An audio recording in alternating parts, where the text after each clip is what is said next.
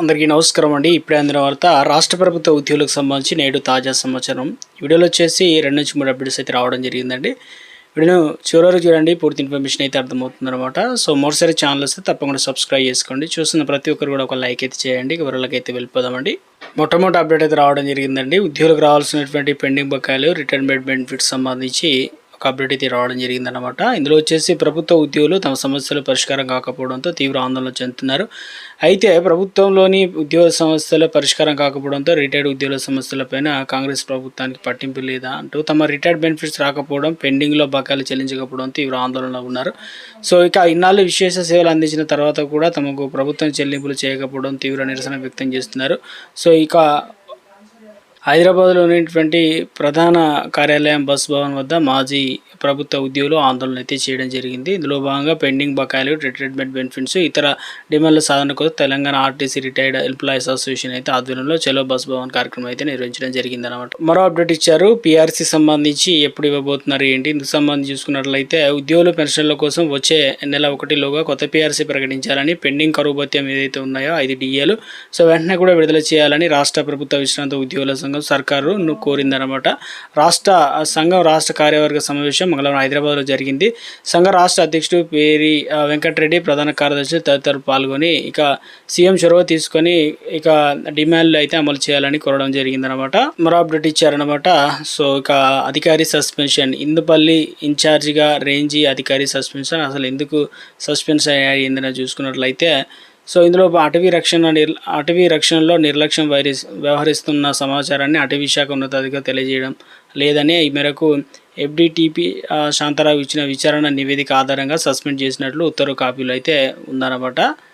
Good news అయితే రావడం జరిగిందండి. ఇందులో వచ్చేసి అన్ని ప్రభుత్వ కార్యాలయాలకు సరఫరాకు సంబంధించి అధికారులు మంత్రి శ్రీధరబాబు ఆదేశాలు జారీ చేయడం జరిగింది. దేనికి సంబంధించి అంటే వచ్చే నెల 1 నుంచి T-Fiber ఇంటర్నెట్ అనమాట. సో ఇందులో భాగంగానే రాష్ట్రంలో అన్ని ప్రభుత్వ కార్యాలయాలకు సెప్టెంబర్ 1 నుంచి కేవలం T-Fiber ద్వారానే ఇంటర్నెట్ సేవలు అందించాలని మంత్రి దుద్దిల శ్రీధరబాబు ఆదేశాలు జారీ చేయడం జరిగింది. ఆ గడువు తర్వాత దాటిన 80% ప్రభుత్వ కార్యాలయంలో ఇంటర్నెట్ సేవలు నిమిత్తం ప్రైవేటు ఆపరేటర్ల బిల్లులు అనేది చెల్లించొద్దని స్పష్టం చేయడం జరిగిందనమాట. సో మంగళవారం సెక్రటరియట్లో T-Fiber సమీక్ష సమావేశం నిర్వహించడం జరిగింది. సందర్భంగాను మంత్రి మాట్లాడుతూ T-Fiber నెట్వర్క్ వినియోగం ద్వారా ప్రభుత్వానికి సుమారు 300 కోట్ల నుంచి 400 కోట్ల వరకు ఆదాయ అవకాశం అయితే ఉందని చెప్పేసి అప్డేట్ అయితే ఇవ్వడం జరిగిందండి.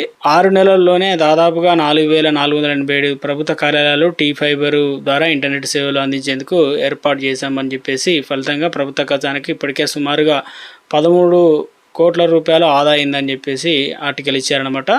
మరో అప్డేట్ వచ్చిందండి. ఇందులో వచ్చేసి SC/ST ఉద్యోగుల హక్కుల పరిరక్షణ అత్యధిక ప్రాధాన్యత ఇస్తామని తెలంగాణ రాష్ట్ర SC/ST కమిషన్ చైర్మన్ బక్కి వెంకయ్య అన్నారనమాట. రోస్టర్ అమలు పకడ్బందీగా ఉండాలని, బ్యాక్లాగ్ పోస్టులు వెంటనే భర్తీ చేయాలని సూచించడం జరిగింది.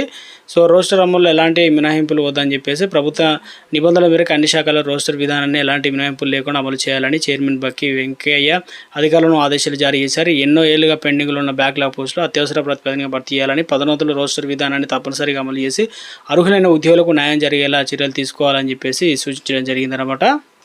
మరో అప్డేట్ ఇచ్చారండి. ఉద్యోగులు సంచలన నిర్ణయం తీసుకోవడం జరిగింది.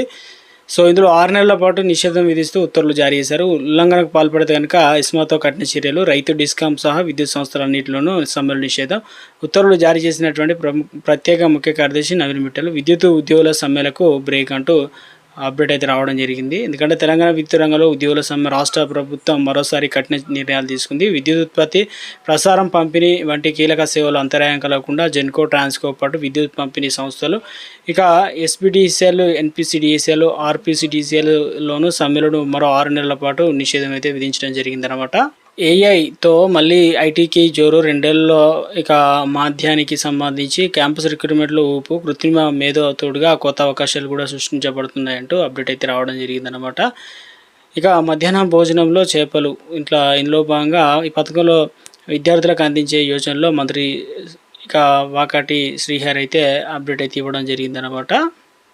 హైకోర్టు సంచలన అప్డేట్ అయితే ఇవ్వడం జరిగిందండి. ఇందులో వచ్చేసి ఉద్యోగులకు సంబంధించి రాష్ట్రంలో కనీస వేతన సవరణకు సంబంధించి దీర్ఘకాలిక వివాదంపై పూర్తి వివరాలతో కౌంటర్ దాఖలు చేయాలని రాష్ట్ర ప్రభుత్వాన్ని హైకోర్టు అయితే ఆదేశాలు జారీ చేసింది. కనీస వేతనాల చట్టం